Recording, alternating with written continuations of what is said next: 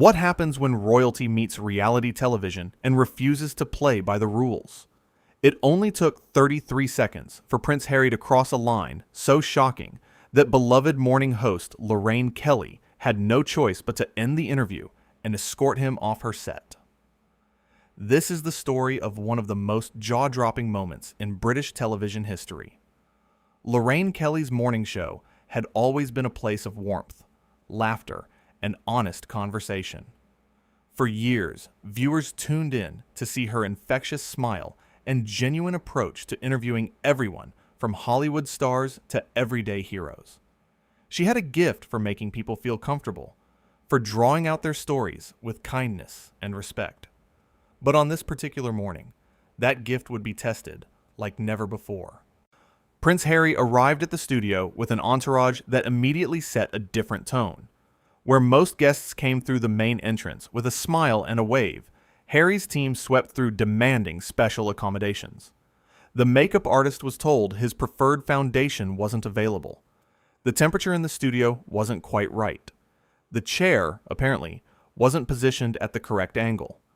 Lorraine watched all of this unfold from her desk, maintaining her signature grace and simply asking her team to do their best to make their guest comfortable. When the cameras started rolling, Lorraine began, as she always did, with a warm welcome and a genuine smile. "It's wonderful to have you here this morning," she said, her Scottish accent as comforting as ever. "We're so pleased you could join us." Harry barely looked at her. He adjusted his jacket, glanced around the studio, and finally offered a tight smile that didn't reach his eyes. "Yes. Well, I don't usually do this sort of thing," he said. "Morning television isn't really my scene." Lorraine, ever the professional, laughed it off. "Well, we're honored you've made an exception for us. I'd love to start by talking about your new charity initiative. It sounds like such important work." "It is important work," Harry interrupted before she could finish. "Probably too important for a show like this, if I'm being honest. But my team thought it would be good exposure." There was a pause. The studio audience shifted uncomfortably. Lorraine's smile remained, but something flickered in her eyes. She had interviewed thousands of people over her career. She knew how to handle difficult guests. "Well, we have millions of viewers who care deeply about charitable causes," she said evenly. "I'm sure they'd love to hear what you're doing." Harry leaned back in his chair with an air of boredom. "Do they, though? I mean, really? Or do they just want to hear gossip and nonsense?" Lorraine straightened slightly. "Our viewers are incredibly engaged and compassionate people," she said, her voice still warm but with a new firmness. "They've raised millions for various causes over the years. So yes, they really do care." "If you say so," Harry muttered, looking away from her and toward the cameras. "Can we just get on with this? I have other commitments." The host took a breath, clearly choosing her words carefully. "Of course. Let's talk about the young people you're trying to help through this initiative. What inspired you to focus on mental health support?" Harry sighed dramatically. "Look, Lorraine, is it? I've already talked about this in real interviews. Proper interviews. With actual journalists. Can't we discuss something more interesting?" The audience gasped. Lorraine had been in broadcasting for decades. She had won awards. She had broken major stories. She had comforted grieving families and celebrated incredible triumphs. And now she was being dismissed as not a real journalist on her own show by a guest she had welcomed with nothing but kindness. But Lorraine Kelly was not someone who lost her composure easily. She smiled, though it was different now, more controlled. "I am an actual journalist," she said calmly, "and this is a real interview. If you'd prefer not to be here, that's absolutely fine. But while you are here, I'd appreciate a bit of respect." Harry laughed, actually laughed. "Respect? That's rich coming from someone who makes a living off fluff pieces and celebrity gossip. You want to talk about respect? How about respecting my time and asking me something worthwhile?" The studio fell silent. Crew members glanced at each other nervously.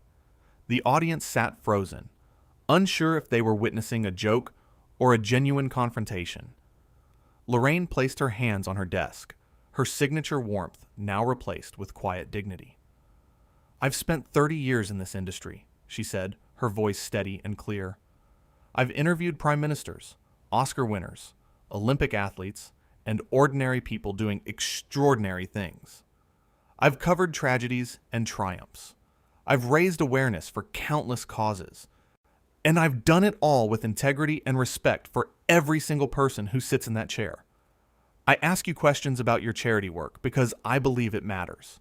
Because I believe you matter. But I will not sit here and be spoken to like I'm beneath you. Harry rolled his eyes. Oh, here we go. The wounded professional act. Look, love, you're morning television. You're not exactly BBC News at 10, are you? Let's not pretend this is some grand platform for serious discourse. You talk about recipes and fashion tips between interviews. And what exactly is wrong with that? Lorraine shot back, her Scottish fire beginning to show. What's wrong with bringing joy and information and entertainment to people's mornings? What's wrong with making people smile while also talking about things that matter? Some of us don't think we're too good for everyday people. Some of us actually enjoy connecting with regular viewers who work hard and want a bit of brightness in their day. Harry leaned forward, his expression condescending. Regular viewers. Right, the masses. Tell me, Lorraine, do you really think they understand half of what I'm trying to accomplish? Do you think they have the capacity to grasp the complexities of the issues I'm dealing with? The audience erupted in murmurs. Someone booed. Lorraine held up a hand to quiet them, her eyes never leaving Harry's face. I think you should stop right there, she said, her voice low and serious. I think you should stop and think very carefully about what you're saying. But Harry was on a roll now, his privilege and entitlement on full display. Why should I stop? Because the truth hurts? These people sit at home watching telly all day, probably living off benefits, and you want me to believe they're going to change the world? Please. That was it. That was the moment. Lorraine stood up from her desk, something she rarely did during an interview. The movement was so sudden, so decisive, that everyone in the studio sat up straighter. Right, she said, her voice ringing with authority. That's quite enough. I've given you every opportunity to have a civil conversation. I've tried to focus on your work, on the positive things you're trying to do.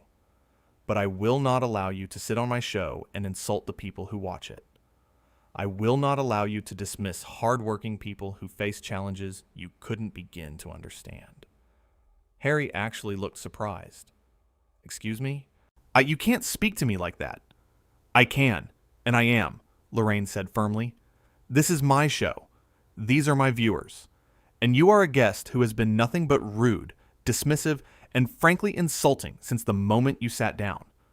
I asked you here to talk about helping people, and instead, you've spent the entire time belittling everyone around you. Harry stood up as well, his face reddening. Do you have any idea who I am?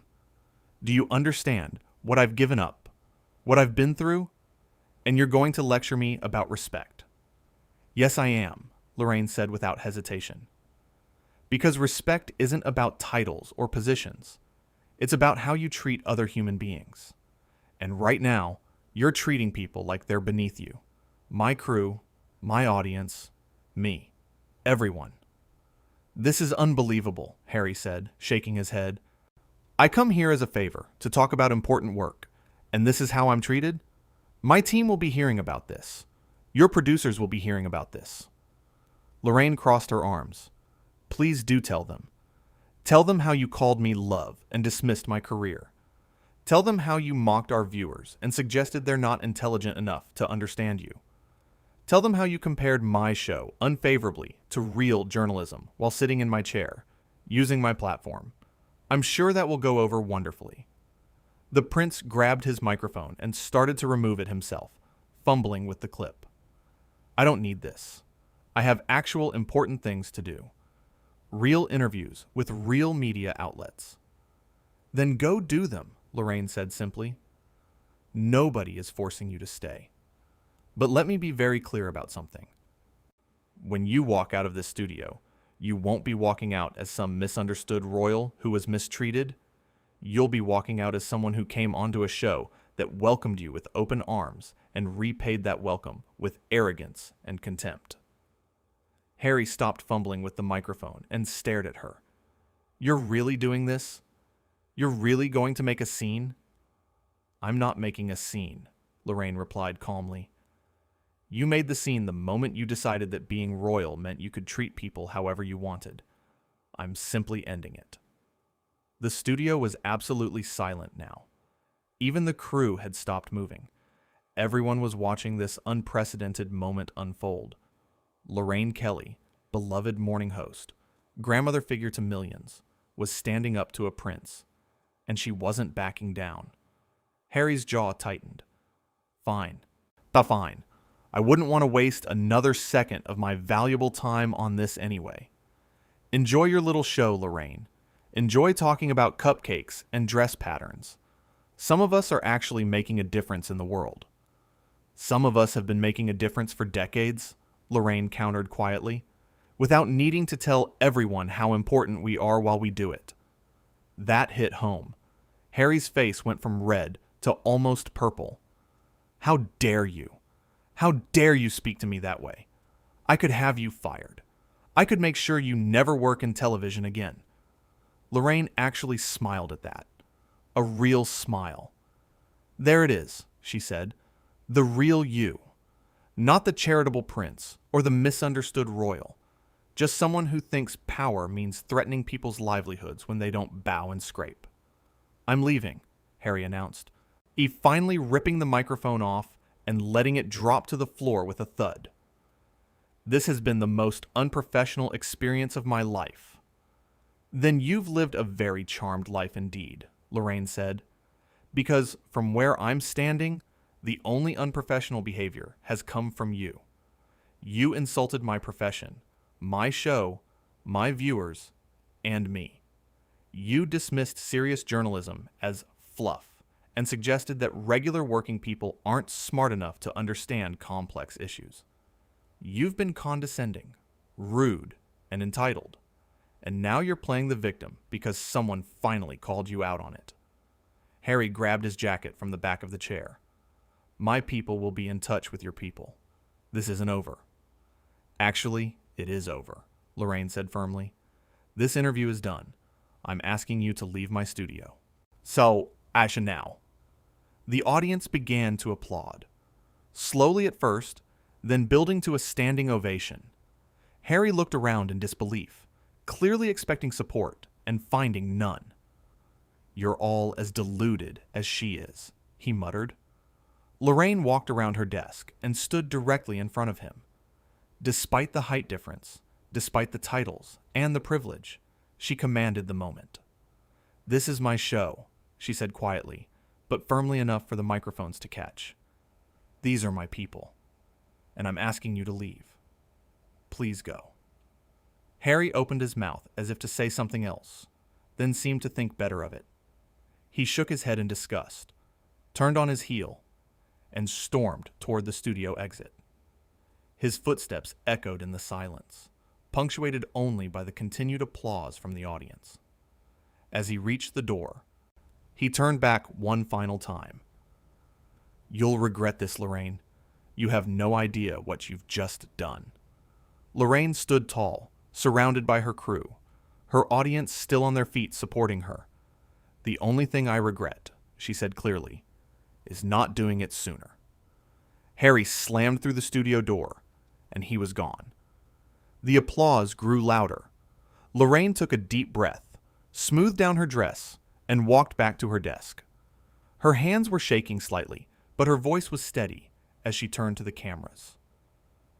Well, she said with a slight laugh, that wasn't quite how I planned to start the morning.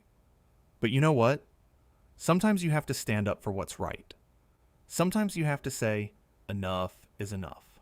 And sometimes, just sometimes, you have to remind people that kindness and respect aren't optional.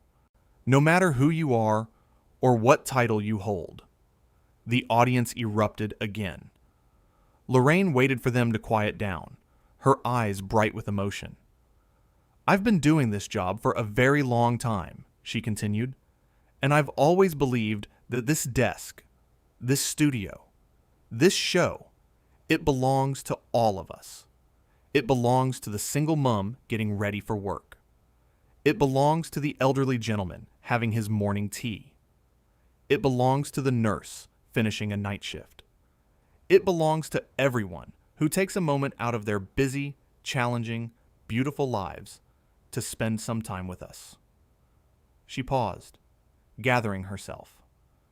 "So when someone comes in here and suggests that you, our wonderful viewers, aren't intelligent enough or important enough or worthy enough to matter, I can't stay silent.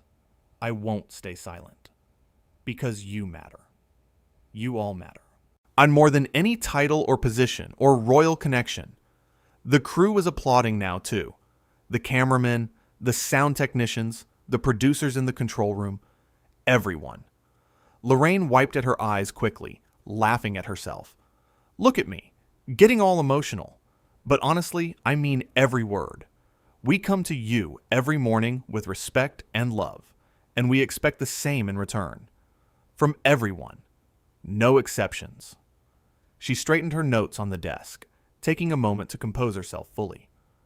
"Right then," she said, her signature warmth returning to her voice. "Shall we move on? We have a wonderful show planned for you today. Up next, we're talking to a young woman who's raised over 50,000 pounds for children's hospitals by running marathons dressed as different superheroes. Now that's what I call making a difference." The show continued. Lorraine interviewed the marathon runner with her usual grace and enthusiasm.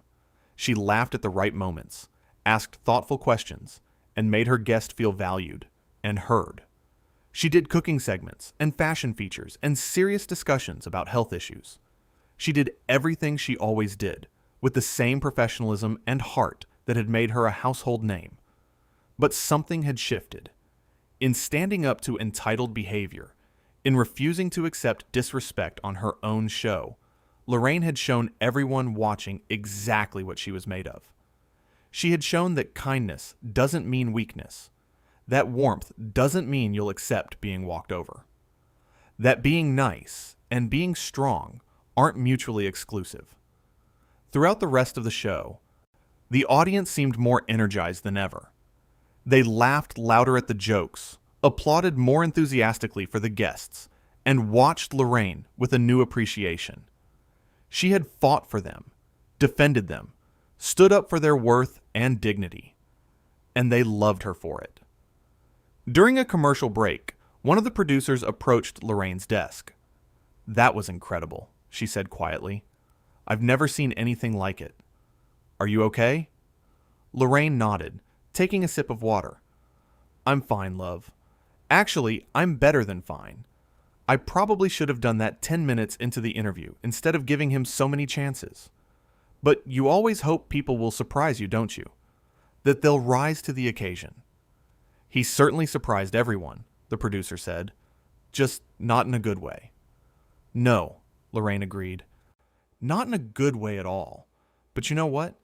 I think our viewers saw something important today.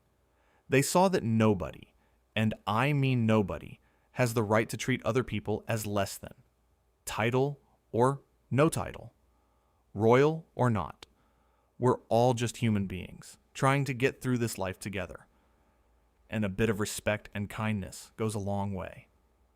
The producer squeezed her shoulder supportively. "You're amazing.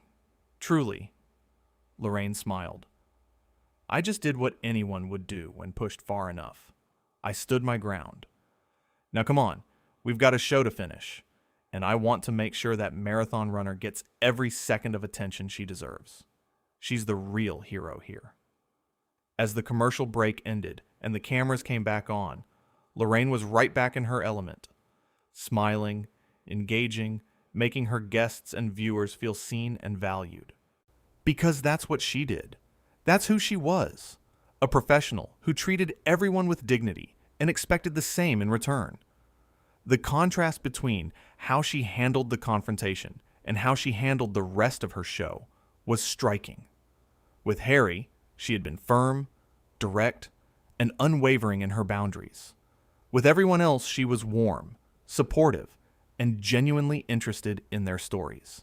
It wasn't contradictory. It was consistency.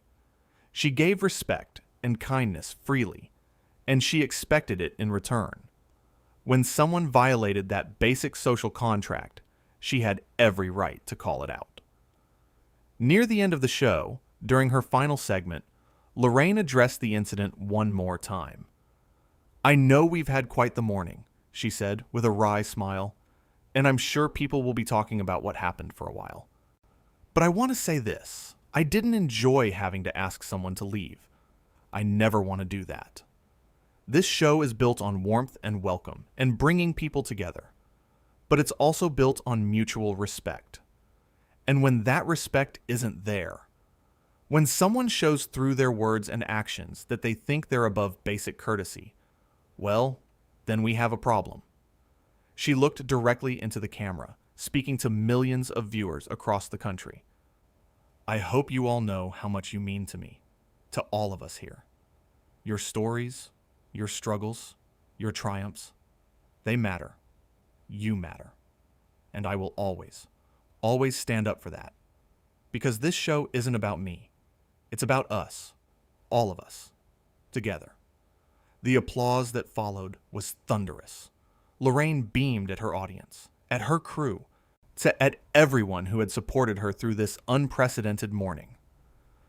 "Thank you," she said simply.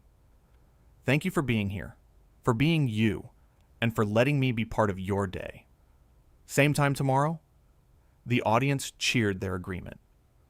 As the show's closing music played and the credits rolled, Lorraine sat at her desk, waving goodbye to the cameras, the same way she always did.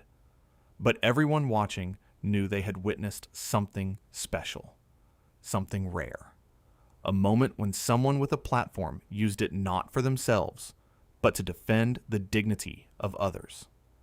In those 33 seconds when Harry had crossed the line, when he had dismissed and insulted regular working people, Lorraine had made a choice. She could have let it slide, could have nervously laughed it off. She could have tried to steer the conversation back to safer ground, but she hadn't. She had stood up. She had said enough. She had shown that real class isn't about titles or bloodlines. It's about character. And in that moment, Lorraine Kelly had shown she had more character in her little finger than all the royal entitlement in the world could ever match.